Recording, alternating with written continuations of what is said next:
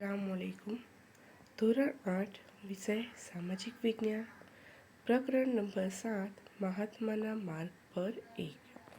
વિદ્યાર્થી મિત્રો, આજે આપણે આગળ આ ચેપ્ટરમાં અભ્યાસ કરીશું કે રોલેટ એક્ટ 1919। પ્રથમ વિશ્વયુદ્ધમાં ઇંગ્લેન્ડનો વિજય થયો હતો। આ સમયે બ્રિટિશ સરકારે રોલેટ એક્ટની જાહેરાત કરી। રોલેટ એક્ટ મુજબ કોઈપણ વ્યક્તિની ધરપકડ કારણ આપ્યા વિના કરી શકાય તથા ખાસ અદાલતમાં કામ ચલાવી તેને સજા કરી શકાય એવી જોગવાઈ હતી।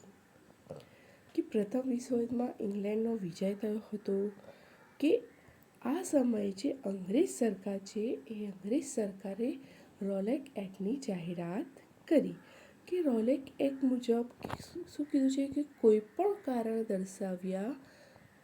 દર્શાવ્યા વિના કોઈ પણ વ્યક્તિની ધરપકડ કરીને એની સામે અદાલતમાં કેસ ચલાવો અને તેને સજા કરવી એ રોલેટ એક્ટની જોગવાઈ હતી। આ કાયદો અભિવ્યક્તિની સ્વતંત્રતા જેવા મૂળભૂત અધિકારો પર અંકુશ લગાવતો હતો કે જે માનવીની જે પણ મૂળભૂત અધિકારો છે, સ્વતંત્રતા છે, એના પર શું લગાવતો હતો? અંકુશ લગાવતો હતો। જ્યારે પોલીસને વધુ પડતા અધિકારો મળે એ માટે હતો। લોકોએ આ કાયદાનો વિરોધ કર્યો। ગાંધીજીએ રોલેટ એક્ટને કાળો કાયદો કહ્યો હતો કે એ પોલીસને પણ જો વધુ પડતા અધિકારો મળે એ પહેલાં જ લોકોએ આ રોલેટ એક્ટનો જે કાયદો છે એ રોલેટ એક્ટના કાયદાનો વિરોધ કર્યો અને ગાંધીજીએ પણ આ રોલેટ એક્ટને કાળા કાયદા તરીકે ઓળખાયો। રોલેટ સત્યાગ્રહ બ્રિટિશ શાસન સામે સમગ્ર ભારતનો પહેલો સંઘર્ષ હતો। કે જે રોલેટ એક્ટનો જે કાયદો છે એ રોલેટ સત્યાગ્રહ છે એ બ્રિટિશ શાસનમાં સમગ્ર ભારતનો આ મોટો સંઘર્ષ હતો। જો કે મોટાભાગે શહેરો પૂરતો સીમિત હતો। દેશમાં કાયદાનો વિરોધમાં સરઘસો નીકળ્યા, હડતાલોનું આયોજન થયું। સરકારે આ આંદોલન દબાવવા દમનકારી માર્ગ અપનાવ્યો। તો કે રોલેટ સત્યાગ્રહ છે એ રોલેટ સત્યાગ્રહ બ્રિટિશ શાસન સામે એક સમગ્ર ભારતનો એક પહેલો સંઘર્ષ હતો। તો કે એમાં જો કે મોટાભાગના જે શહેરો હતો એ મોટાભાગના શહેરો છે એ શહેરો પૂરતી સીમિત હતો। તો કે તે એવા દેશના જે કાયદા છે એ કાયદાના વિરોધમાં સરઘસો પર નીકળ્યા, હડતાલોનું પણ આયોજન કરવામાં આવ્યું। તો સરકારે આ આંદોલનને દબાવવા માટે દમનગીરી એટલે કે ચોકસાઈપૂર્વક એની સામે વિરોધ કરવા દર્શાવ્યો હતો। તો હવે આપણે આ રોલેટ એક્ટના કાયદાની સમજૂતી મેળવી। હવે આપણે આગળ જોઈએ નવો ટોપિક, જલિયાવાલા બાગનો હત્યાકાંડ 1919। રોલેટ એક્ટના વિરોધમાં 30 માર્ચ અને 6 એપ્રિલ 1919ના રોજ પંજાબમાં લોકોએ હડતાળ પાડી। તો કે જે રોલેટ એક્ટનો કાયદો છે એ રોલેટ એક્ટના કાયદામાં તો કે કઈ તારીખ 30 માર્ચ અને 6 એપ્રિલ તો કે 1919ના રોજ પંજાબમાં લોકોએ હડતાળ પાડી। અમૃતસરની પરિસ્થિતિ અંકુશ બહાર છે તેમ લાગતા તેને લશ્કરને હવાલે કરવામાં આવ્યું। તો કે લોકો પંજાબમાં હડતાળ પર ઉતરી ગયા, જેના કારણે જે અમૃતસર છે, અમૃતસરમાં પરિસ્થિતિ અંકુશ બહાર હતી, જેથી તે અમૃતસરને પોલીસ કે લશ્કરના હવાલે સોંપવામાં આવ્યું। 13મી એપ્રિલ વૈશાખીના દિવસે જલિયાવાલા બાગમાં શહીદોને અંજલિ આપવા અને પોતાના પ્યારા નેતાઓ ડૉક્ટર સત્યપાલ અને ડૉક્ટર કિચલુની ધરપકડનો વિરોધ કરવા એક સભાનું આયોજન કરવામાં આવ્યું।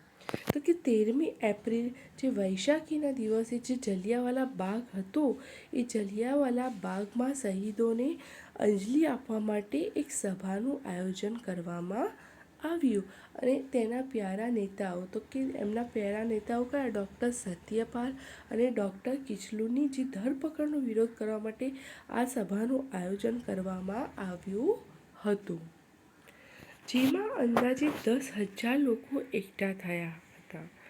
સભામાં શાંત અને નિશસ્ત્ર બેઠેલા લોકો ઉપર જનરલ ડાયરે કોઈપણ ચેતવણી આપ્યા વિના ગોળીબારનો હુકમ આપ્યો. તો કે એ સભામાં અંદાજે કેટલા લોકો હતા?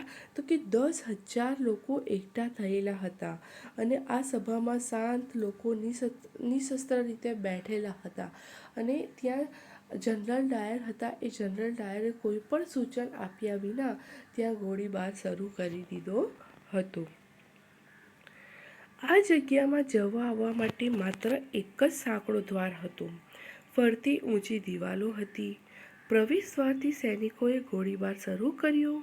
એ ગોળીબાર દારૂગોળો ખલાસ થયો ત્યારે જ અટક્યો. તો શું કીધું છે કે આ આવવા જવા માટે જે સભા હતી, જલિયાવાલા બાગ હતો, એ બાગમાં આવવા જવા માટે એક જ પ્રવેશદ્વાર હતો અને એ પ્રવેશદ્વાર પણ દ્વાર હતો અને સાંકડો રસ્તો હતો. એટલે સાંકડો રસ્તો તો હતો, સાથે સાથે એની ઉપર મોટી મોટી દિવાલો પણ હતી, ઊંચી ઊંચી દિવાલો હતી. તો પ્રવેશદ્વાર જે આવવાનો રસ્તો છે, જવાનો રસ્તો છે, એક જ હતો. તો જે આવવા જવાના રસ્તા પર પ્રવેશદ્વાર પર શું કર્યું? ગોળીબાર શરૂ કરી દીધો અને દારૂગોળો ખલાસ થયો ત્યાં સુધી સતત ગોળી ચાલુ રહી અને ખલાસ થઈ ગયો ત્યાં ગોળીઓ અટકી ગઈ હતી. સરકારી આંકડાઓ મુજબ 379 લોકો મૃત્યુ પામ્યા અને 1200 ઘાયલ થયા, પરંતુ ખરેખર આ સંખ્યા વધારે હતી તેમ મનાય છે. આ ઘટનાથી ગાંધીજી હવે બ્રિટિશ ન્યાય અને નિષ્ઠામાં લેશ માત્ર વિશ્વાસ રહ્યો નહીં. તો કે આ આંકડા મુજબ કેટલા લોકો મૃત્યુ પામ્યા હતા? તો કે 379 લોકો મૃત્યુ પામ્યા હતા. કેટલા લોકો ઘાયલ થયા હતા? તો કે 1200 લોકો ઘાયલ થયા હતા.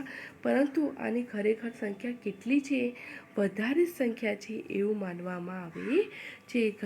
પછી આ ઘટનાને ગાંધીજીએ શું કીધું છે કે અંગ્રેજ સરકાર છે, બ્રિટિશ સરકાર છે, એના ન્યાય અને નિષ્ઠાવાન લેશ માત્ર પર વિશ્વાસ રહ્યો નહીં, કે બ્રિટિશ સરકાર ઉપર, અંગ્રેજ સરકાર ઉપર ગાંધીજીને વિશ્વાસ રહ્યો નહીં.